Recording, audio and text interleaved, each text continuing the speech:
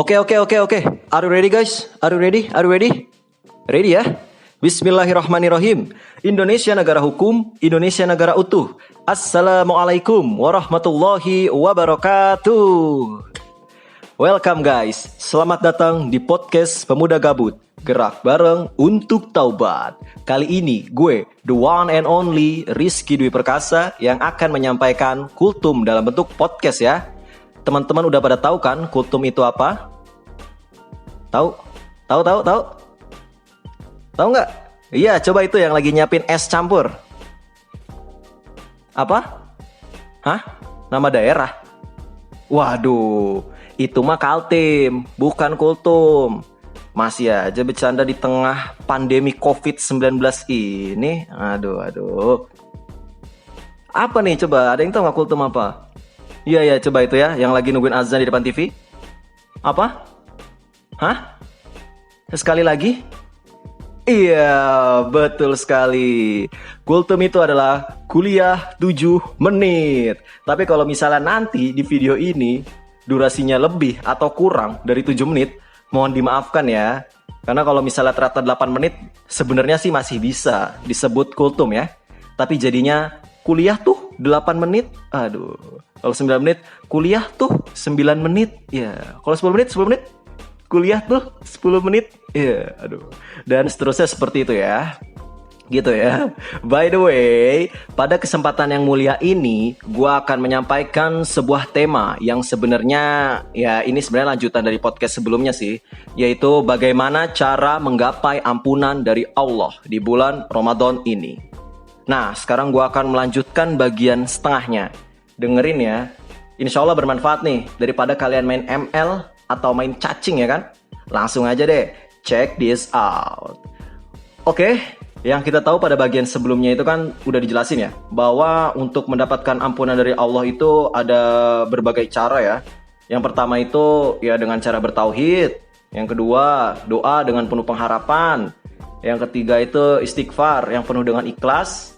Dan yang keempat itu kan puasa di siang hari dan sholat di malam hari ya. Beberapa hal tersebut kan udah dijelaskan ya oleh teman gue sendiri tentunya. Enggak teman gue sendiri ya. Bisa juga dia jadi teman lu juga kan. Ya jadi intinya teman kita lah ya. Teman kita gitu ya. Oke ya. Tanpa panjang lebar, selanjutnya gue akan melanjutkan sharing tersebut dengan memberitahu apalagi sih poin-poin yang membuat kita diampuni oleh Allah Subhanahu wa taala di bulan Ramadan ini.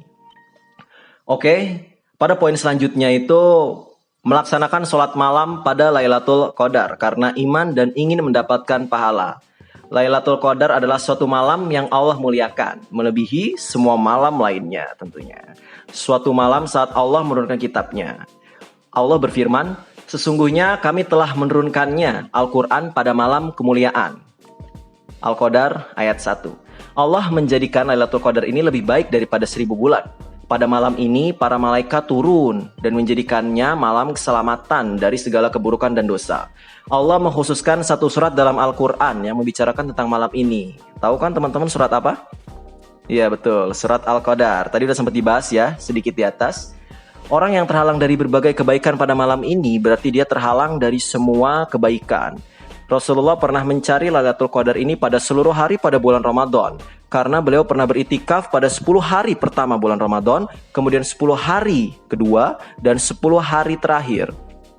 Orang yang ingin mendapatkan keberuntungan, maka dia akan antusias untuk melaksanakan sholat malam pada malam yang lebih baik dari 83 tahun dan 4 bulan.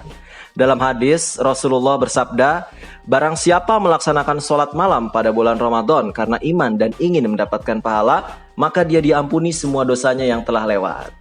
Untuk mendapatkan ampunan di malam itu, tidak disyaratkan untuk menyaksikannya secara langsung. Namun syaratnya adalah orang melakukan qiyamul lail, sebagaimana tertuang dalam hadis tersebut. Berikutnya nih, tadi udah terkait dengan Lailatul Qadar ya. Lailatul Qadar berikutnya adalah bersedekah nih. Bersedekah termasuk salah satu qurbah, ibadah yang mendekatkan diri yang agung di depan Allah. Dengannya seorang hamba memperoleh kebaikan sesuai dengan firman Allah berikut. Kamu sekali-kali tidak sampai kepada kebajikan yang sempurna sebelum kamu menafkahkan sebagian harta yang kamu cintai dan apa saja yang kamu nafkahkan. Sesungguhnya Allah mengetahuinya. Al-Imran ayat 92. Dalam hadis Mu'adz, Rasulullah SAW bersabda, "Maukah aku tunjukkan kepadamu pintu-pintu kebaikan? Puasa adalah perisai, bersedekah itu menghapus kesalahan sebagaimana air memadamkan api, dan sholat seorang di kegelapan malam." Rasulullah SAW adalah orang yang sangat dermawan, dan beliau lebih dermawan lagi di bulan Ramadan saat beliau berjumpa dengan malaikat Jibril. Ya. Saat itu beliau lebih berbaik hati daripada angin yang bertiup sepoi-sepoi. Di antara bentuk sedekah terbaik adalah memberi makan orang yang puasa ya guys ya. Jadi kalau misalnya kalian semua ngelihat ada tetangga kalian yang nggak punya makanan untuk berbuka puasa, ya kasih lah ya sedikit. Namanya kan sedekah kan.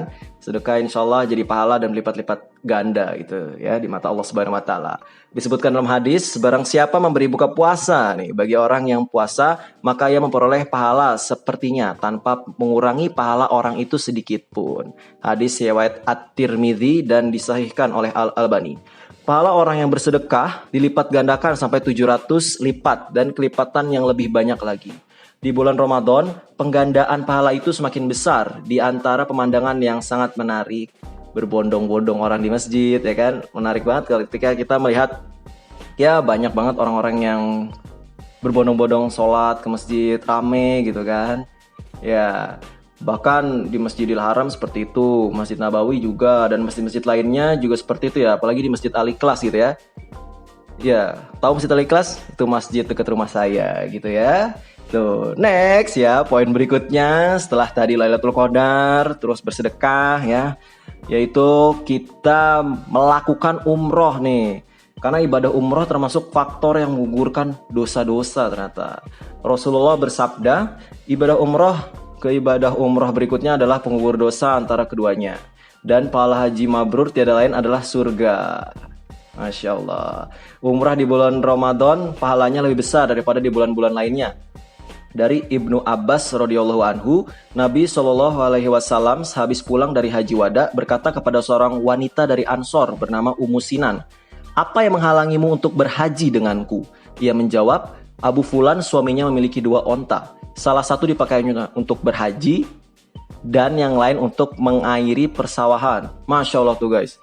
Salah satu dipakainya untuk berhaji dan yang lain untuk mengairi persawahan. Maka Nabi SAW bersabda kepadanya, ya, "Sesungguhnya umroh di bulan Ramadan dapat mengganti haji bersamaku." Masya Allah. Saya ulangi lagi ya.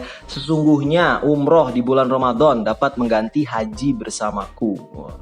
Hadis riwayat Bukhari nomor 1863 ya. Betapa besar keberuntungan orang yang umroh di bulan Ramadan. Ia bagaikan berhaji bersama Rasulullah SAW, seperti orang yang menyertai beliau dalam ihram, sa'i, dan tawaf, dan seluruh manasik haji beliau. Yang terakhir nih guys, tadi udah ada 3 ya. Apa aja? Iya itu, harus inget lah ya. Nah, nanti kalau misalnya dites gitu kan, di akhirat gitu, harus tahu ya, gitu ya.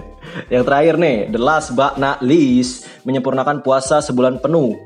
Ya, ada sekian banyak orang yang akan bebas dari api neraka di bulan Ramadan, dan itu terjadi di setiap malam. Allah menyempurnakan pahala orang-orang yang sabar tanpa perhitungan khusus. Ada ulama yang mengatakan, barang siapa berpuasa sebulan penuh dan meraih pahala sempurna dan berjumpa dengan malam Lailatul Qadar, sungguh ia telah menggapai hadiah dari Allah. Masya Allah. Semoga Allah mengampuni dosa-dosa kita sekalian ya, dan menutupi kekurangan-kekurangan kita dan memudahkan segala urusan kita. Jadi jelas ya Sobat Gabuters, kalau misalnya pada bulan Ramadan tuh emang harus dimanfaatkan sebaik-baiknya ya, karena dengan begitu insya Allah nggak ada kesia-siaan yang kita dapati ya. Selagi mampu untuk melakukan taubat kepada Allah, sekarang ya taubat lah, nggak usah nunggu-nunggu ya, nggak usah nunggu-nunggu tua. Karena pertanyaan terbesarnya adalah, ya kenapa kita harus menunggu hari tua gitu? Dan apakah umur kita sampai pada umur tua yang kita harapkan ya? Tentu saja hanya Allah yang tahu jawabannya. Gitu ya.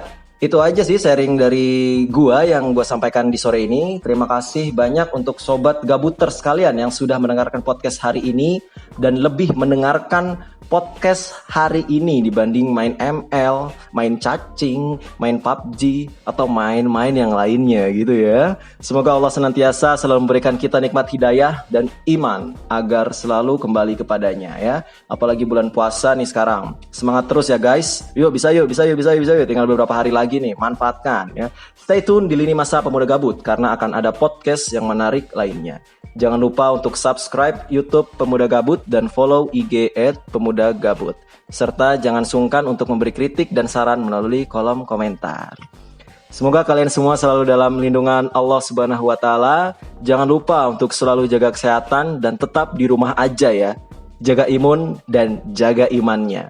Jangan lupa selipkan doa untuk tenaga medis yang berjuang di garda terdepan serta orang-orang yang masih harus berjuang untuk melanjutkan kehidupan di tengah pandemi ini. Sekian dari gue, the one and only Rizky Dwi Perkasa. Indonesia negara hukum, Indonesia negara utuh. Wassalamualaikum warahmatullahi wabarakatuh. Pemuda Gabut, gerak bareng untuk taubat.